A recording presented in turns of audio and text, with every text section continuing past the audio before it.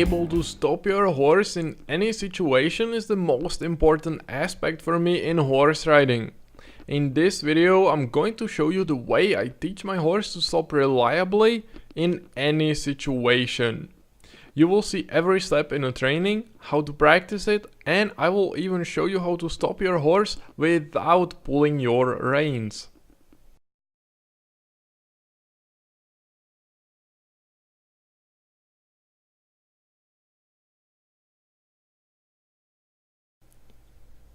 Now you are going to see a mare, Carrera o Rima, with which I work for a very short time, and she's just learning how to stop.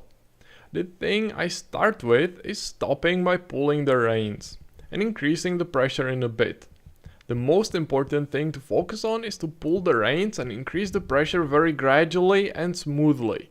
And always, as soon as your horse stops, release the pressure. By being smooth, you will give your horse time to realize what is it that you are asking and do it. It is always the easiest for you and your horse as well to stop from walk. Your horse is most likely to be calm in walk, and he is likely to be receptive to you and to what you want from him. That means that there is the biggest chance for him to do what you want. Also, it's going to be the easiest for the rider as well to be able to apply the correct amounts of pressure and to keep his balance.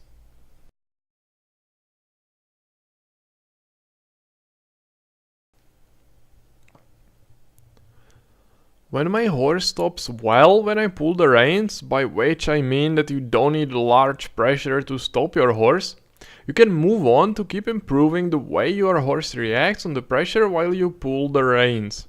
You can further practice by asking your horse to back up immediately after stopping and backing up around 3 to 4 steps. As I continue with the training, I want my horse to start backing up straight away after I stop. As you can see in slow motion, I start backing up by not releasing the pressure after I stop. I only start smoothly releasing the pressure after my horse backs up at least 2 steps. Then I reward my horse and let him stand for a while so he knows that this is what I wanted him to do.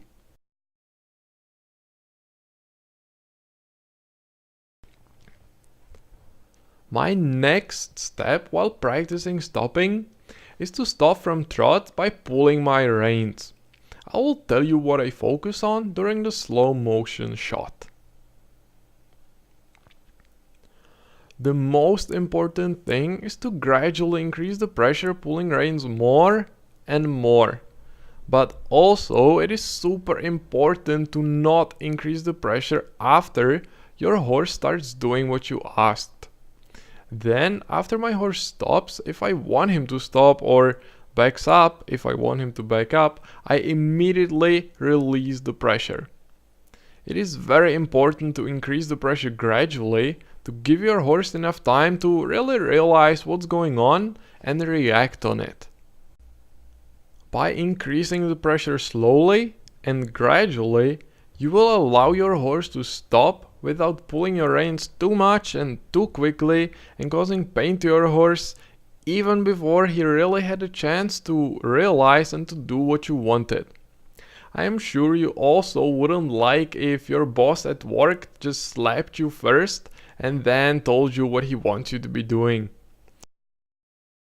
If you want to get your horse's respect and trust, you have to gain it by being sensitive with your horse when he does what you want.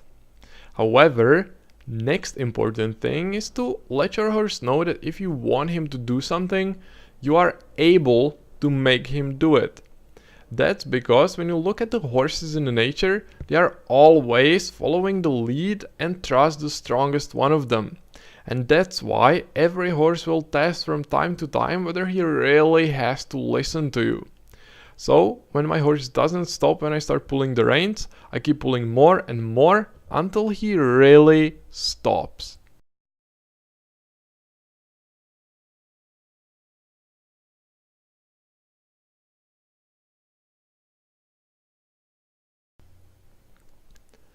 Now you can see a mare Poco del Susi. She already can stop quite well. Now I would like to show you the difference between a horse that already knows how to stop and a horse that is still learning. You will also see how I get my horse to improve, to react quicker, and on smaller pressure. I will show you how to make your horse stop using his rear legs and react well on the pressure from pulling the reins.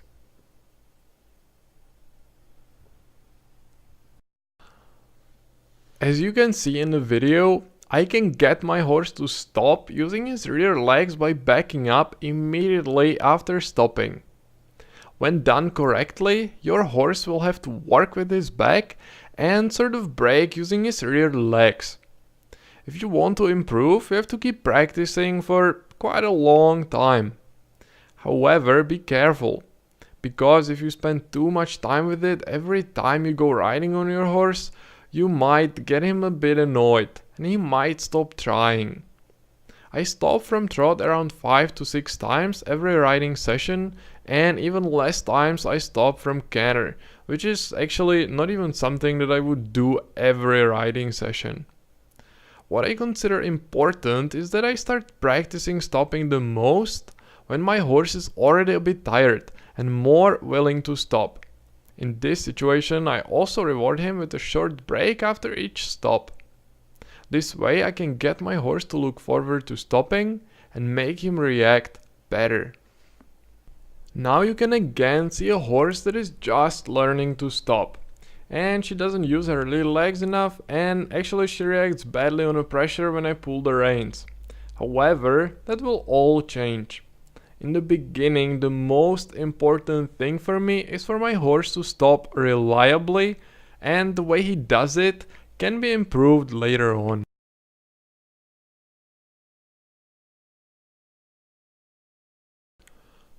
As soon as my horse stops well from trot when I pull the reins, I start teaching him stopping based on pressure in the stirrups. You can see the way I ask my horse to stop in the picture. I don't do anything with my arms, and I increase the pressure in the stirrups forward and down, sort of as if I wanted to brake with my heels. This is the way I ask my horse to stop. You can use the same, or you can come up with something different that will suit you more. However, if you do, you have to make sure that you do it in exactly the same way every time. But let's get back to the beginning. When I ask my horse to stop using the pressure in the stirrups for the first time, he's not going to know what I mean, what I want him to do, and of course he is not going to stop. And that's why, as you can see in slow motion, I stop my horse after approximately 2 seconds by pulling my reins. And as soon as my horse stops, I back up a few steps. This way I basically show my horse that this is what I want from him when I increase the pressure in the stirrups. After I do it a few times, then my horse will sooner or later understand what I want when I increase the pressure in the stirrups. I believe that most of the horses can understand it in just one riding session. However, it is important for your horse to already stop well when you pull the reins before you start practicing this. Then, after my horse can stop based on the pressure in the stirrups, I start teaching him to stop based on my voice, in exactly the same way, which means that I say ho. You can of course say whatever you want, and when your horse doesn't stop, which is of course gonna happen in the beginning, you again back him up a few steps. But of course, if my horse reacts well, I stop him and let him relax for a little bit to reward him.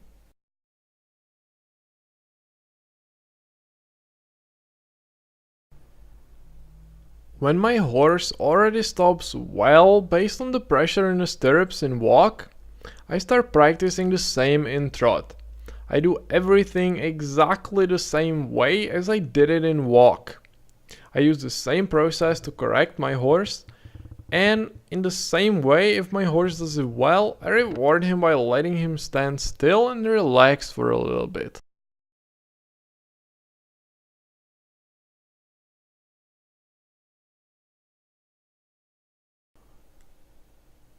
If my horse knows how to stop based on the pressure from pulling reins, then based on the pressure in the stirrups, and after that even just based on my voice, I keep improving the way my horse stops.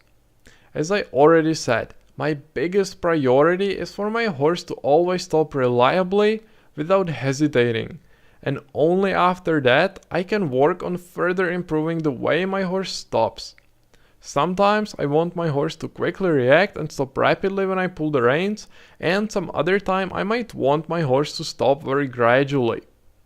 Then I focus on stopping based on the pressure in the stirrups, and even here I want my horse to start stopping quicker and use his rear legs more while stopping.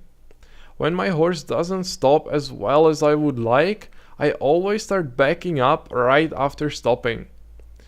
By sometimes asking my horse to stop quickly and some other time more gradually and smoothly, I also work on improving my horse's responsiveness to changes in the amount of pressure that I create. The training is going to become more interesting for your horse, and it will teach him to pay more attention to you and to what you want from him.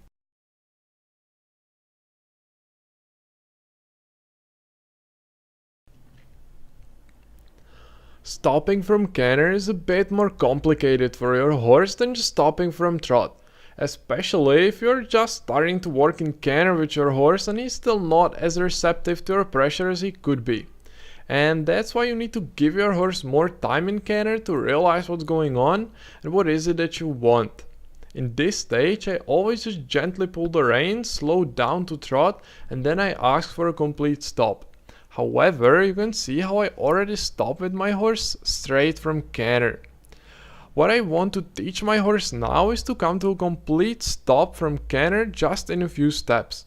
If you have a calm horse, you need to be rather keeping him in canter other than slowing him down. So slow transition from canter to standstill usually doesn't require much efforts, and sometimes even just relaxing in the saddle as if you already stopped is enough to stop your horse. Most of the calm horses already stop based on just a change in the sitting position and you relaxing in the saddle. However, if it doesn't happen, then of course you just stop your horse by gradually pulling your reins.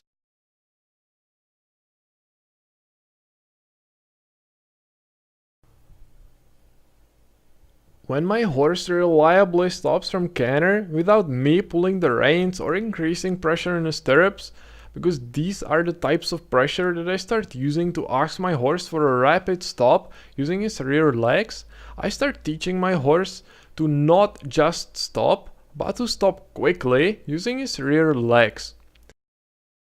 Now you can see in slow motion how I do this kind of stop. Exactly as in walk or trot, also in canter, I first start practicing stopping by pulling my reins.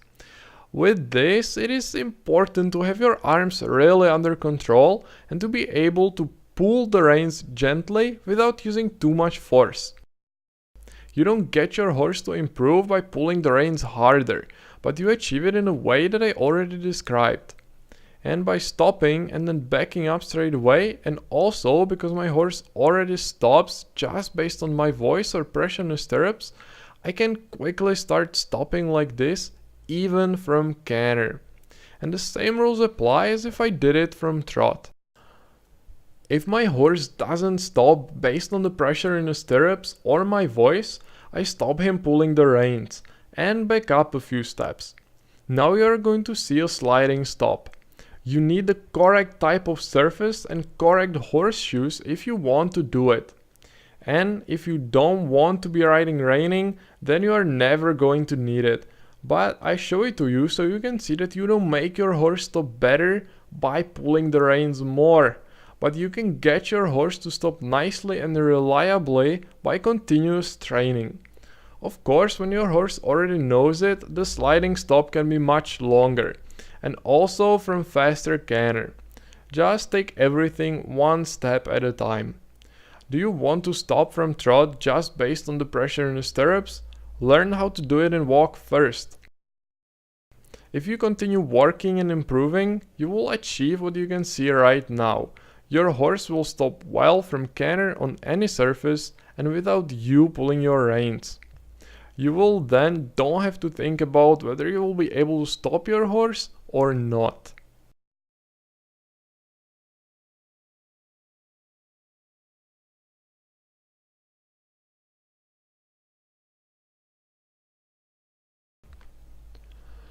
In the end, let's recap how you should teach your horse to stop.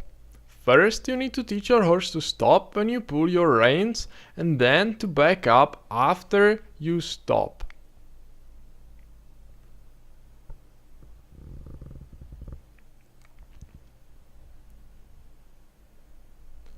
The next step is that you can stop your horse from trot by pulling your reins. And now let's refresh how I improve the way my horse stops. It's mainly by backing up immediately after stopping and by giving my horse a chance to stop just based on the very small initial pressure.